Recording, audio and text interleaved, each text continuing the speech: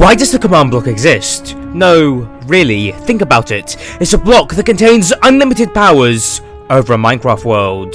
And yet, we, the insignificant player, have access to it. So, why are we worthy of that? Where did this block come from? Who made it? And what other secrets are lurking within? Well, let's find out. Our story begins only a few thousand years ago, back when the Trail civilization was still around in the Minecraft world. Now, in case you don't know about it, the Trail civilization was by far the most technologically advanced civilization at that time, and was home to millions. They were thriving. And the reason for so many of their successes as a civilization was that they, unlike their competition, were willing to risk it all to grow as a species.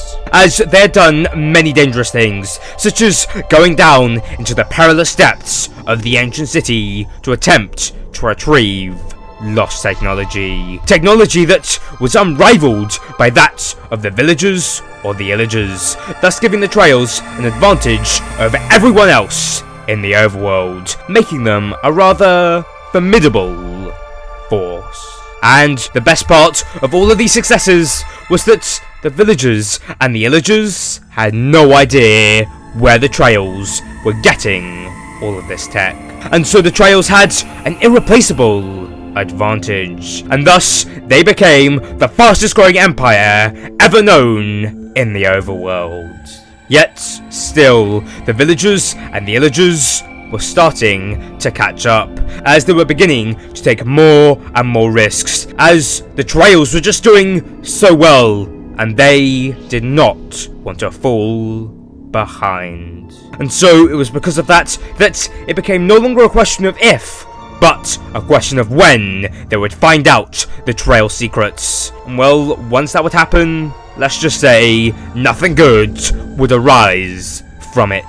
And so it's due to this threat of a potential takeover from the villagers or the pillagers that the Trails began to devote a significant amount of time trying to innovate and improve.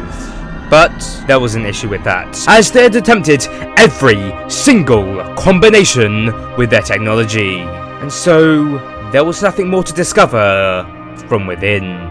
They had also improved every single piece of technology that they had as much as they could, and so there was nothing more to improve on. They'd even gone back into those terrifying ancient cities to try and find more of these advanced ancient pieces of technology, but there was nothing more to find. And so the Trails had maxed out as a civilization and had nowhere to go from here. And so, as nothing new was being created, their growth began to stagnate. Now, this was bad, very bad, as if they couldn't be constantly improving as a civilization, then, over time, they were going to fall behind, and very quickly, they would lose this competition for life. And so, they were desperate to stop this from happening.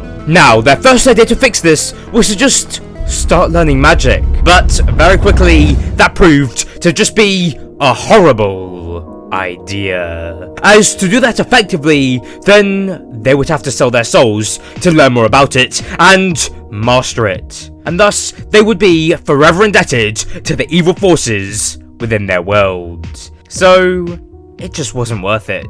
And so because of that, they resorted to their second and only other idea, that being to start exploring their world in more detail than ever before. As in their minds, there was just no way that there could only have been one advanced civilization in the overworld. There must have been another, just somewhere out there, with new grand pieces of technology that they could never even imagine of. They just needed to find them. And so, because they held this belief very strongly, the leaders of the Trails quickly set up groups of experienced outdoorsmen and sent them on a quest to save their civilization. And so it would be, over the next few years, that these groups of specialized explorers would travel all across the world, documenting every new entity, every new block, every new plant, everything new that they could possibly find, all in the hopes that somewhere along the way, they would find something advanced enough that they would once again be able to grow and prosper. And well, over those next few years, they certainly did find numerous new things that had never been seen before, such as the red sands, corals, slimes, and so much more. Yet, still, none of them served any purpose to that civilization. As, well, yes, they were certainly very interesting, they couldn't be used in any of their technology. And so, really, they were all useless. And so, things were looking rather grim for the Trails. And if nothing changed, it looked as if they might just be another doomed civilization. But luckily, very soon, all of that would change for the better. As it was on one dark snowy night, up in the mountains, that one of those exploration groups would find something that would change their world forever. As that group had just found a giant, glowing orange shard. It was magical and unlike anything that they had ever seen. And the moment they set their sights on it, they were filled with just a sensation of hope and power. But at the same time, they were also very confused as to just what it was. And so, with that, they all began to get closer and closer to it, to examine it, when, all of a sudden, it began to glow brighter and brighter. Then, they stopped, just for a moment. They were taking it in. This shard was just amazing, as this shard was clearly a piece of some sort of hyper-sophisticated material, and there was just no way, in their minds, that this would not be the saving grace for their civilization. And so it was with this newfound feeling of hope that one of the explorers began to try and lift this giant item, ready to take it home. But as soon as he tried to do that, he realized he just couldn't, as it was just far too heavy. But that was fine. It was rather large, and it would be expected that it would weigh a lot. And so all the other explorers began to join in to try and help lifting it up. But even then, with the combined strength of 20 of them, they just couldn't do it. It was that heavy. So they were rather stumped on what to do. As, how were they going to move this clearly very important item? They didn't know. But luckily, very quickly, they found a solution. As they decided to just send one of the explorers back down the mountain and over to one of the nearby trail, where he would go and try and recruit as many of the strongest beings within that trail as he possibly could. And so it only took a few hours after explaining the situation to that trail that he had a few hundred of the strongest members of that trail prepared to join him. And so with that, they all went back up the mountain and over to that giant item. And once they're all in place, they all work together to move the item down to the nearby trail. Now, this sounded rather easy to do, as after all, they did have a few hundred people lifting just one item. But it certainly was not as easy as it seemed.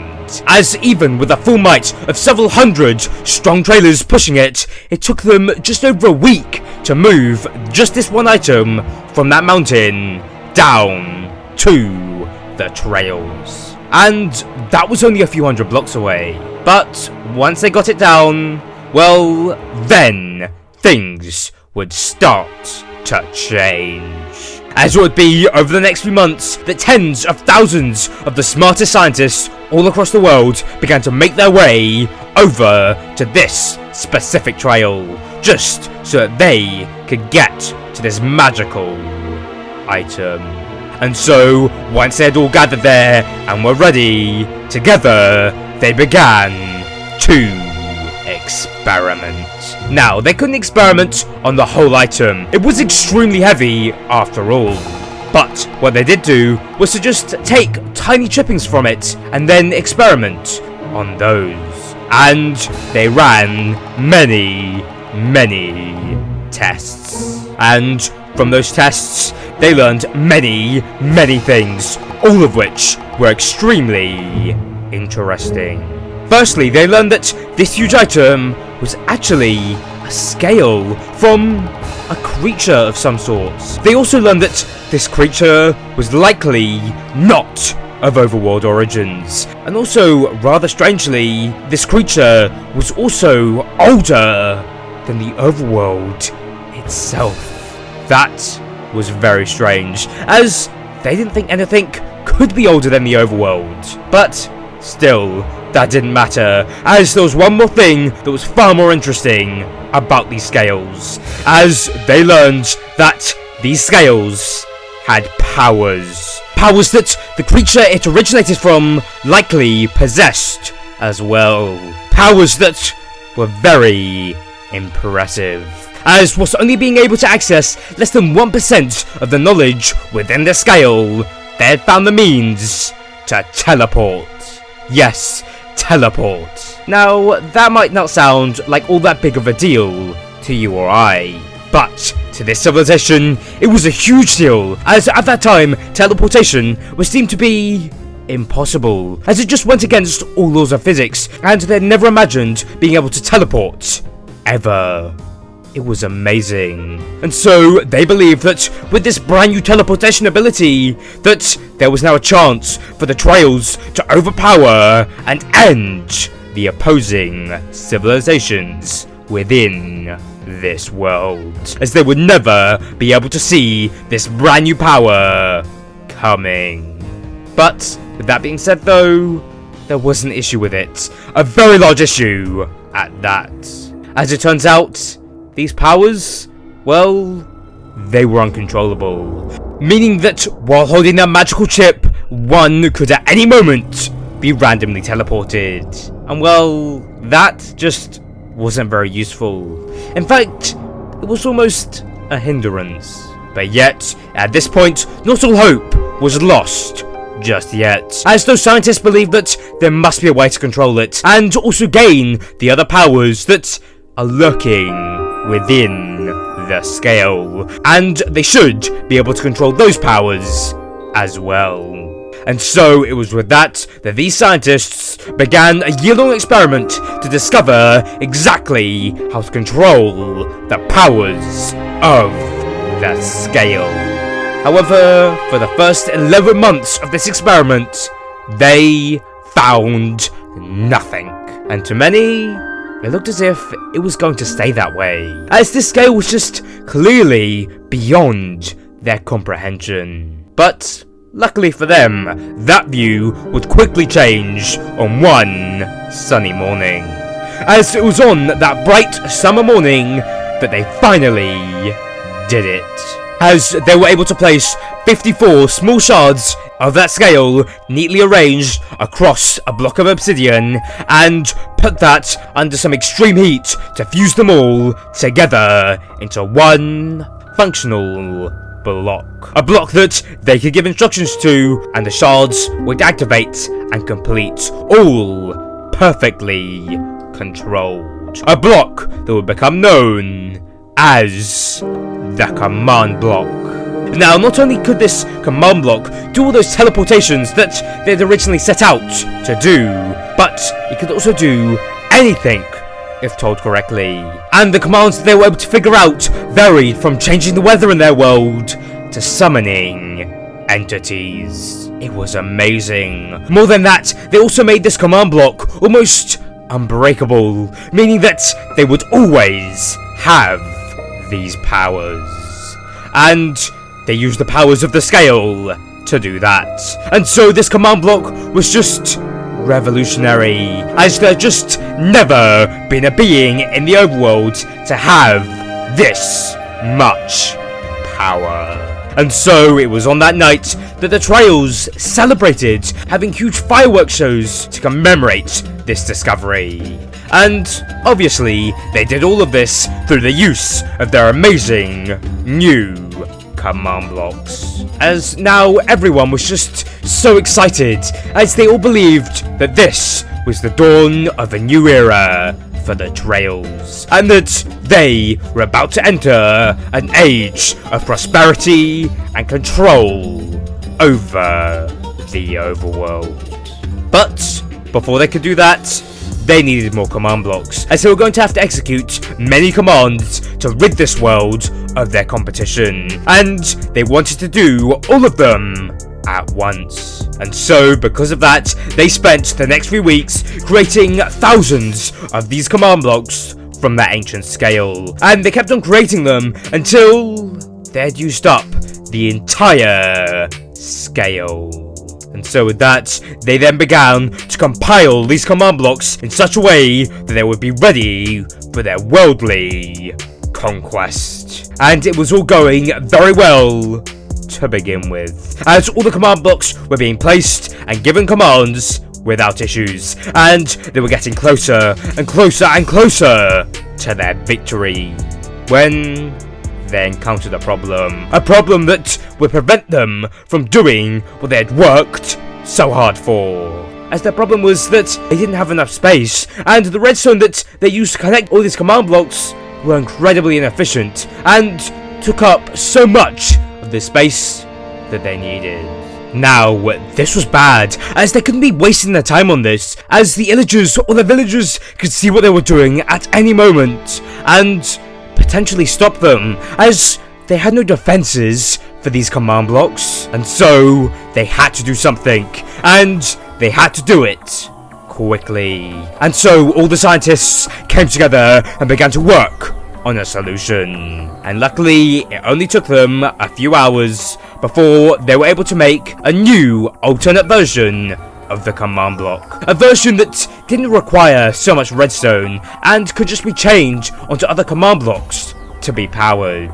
That's right, they just created the chain command block, and to differentiate it from normal command blocks, they added some green dye to it.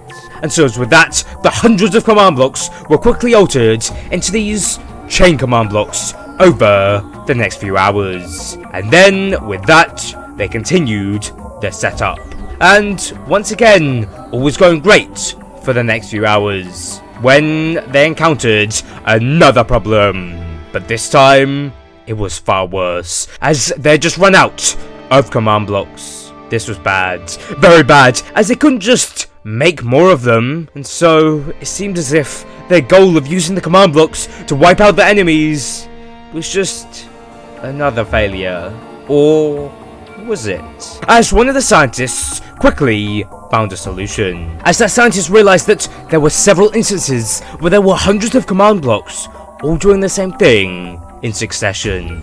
And so because of that, he thought that maybe there was a way to make just one command block do all of those same commands. And well, that was a genius idea. And so once again, all the scientists came together and began to work. And this time, it took them less than an hour before they were able to create the repeating command block. And this time, they added purple dye to differentiate it.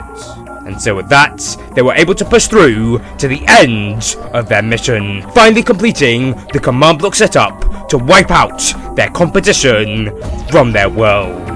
It was glorious. And so when they were all ready, all the trails huddled together, watching the leaders making a small speech before turning around, getting ready to press that button and allowing them to win control over this world. When, out of nowhere, a strange giant blue being appeared from the sky and yelled, "No mortal being shall ever have access to the powers of a god. I can't believe that the Nether Spirit was so careless to allow this to happen. This shall never happen again." All the trolls were staring in shock at this beast, and as they did, they were all filled with a sensation of just mystery, confusion, and fear. And then suddenly the beast moved as it lifted up its arm, and then all the command blocks suddenly vanished. They were horrified, and they all turned to look at that blue beast again, but it was gone. Where did it go? How did this just happen? How did this blue beast just arrive in their world and steal all of their hard work? The answers were unknown, and so mass panic erupted. Everyone was terrified. But after a few minutes, everyone calmed down and began to reflect on what had just happened. So, that blue thing, was it a god? And that nether spirit being careless, was he referring to the red shard they found? Was that from this strange nether spirit? Well, before all of these answers can be revealed, we first have to learn of the mysterious music disc that is found within the trails. And so, to do that, then you'll need to watch this video.